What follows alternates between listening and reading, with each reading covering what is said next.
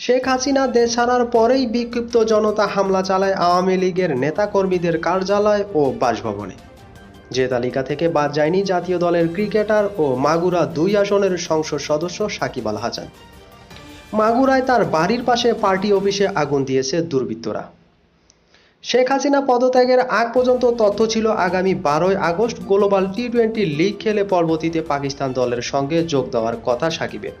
তবে সরকার পতনের কারণে তার দলে যোগ দেওয়া নিয়ে সন্দিহান ভক্তদের অনেকে। প্রশ্ন উঠেছে, আদৌ অনুশীলনে যোগ দেবেন তো সাকিব? কারণ ক্রিকেটারের পাশাপাশি আওয়ামী লীগের সংসদ সদস্য তিনি। যেভাবে দেশ ছেড়ে পালাচ্ছেন দলটির নেতাকর্মীরা, তাতে সাকিবের জন্য দেশে ফেরাটা হবে বড় চ্যালেঞ্জ, এমনটা মনে করেছেন নেটিজেনরা।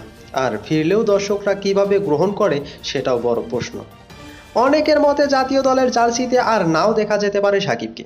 অবশ্য বিষয়টিকে আবঞ্চনীয় বলার সুযোগ নেই, কারণ সাম্প্রতিক ইস্যুতে ছাত্রদের পক্ষে কোনো পোস্ট বা সমর্থন না দেওয়ায় তার উপর বেশ ক্ষুব্ধ সমর্থকরাও। এমনকি কদিন আগে গ্লোবাল টি-20 খেলার সময়ও দর্শকের তোপের মুখে পড়েছিলেন তিনি।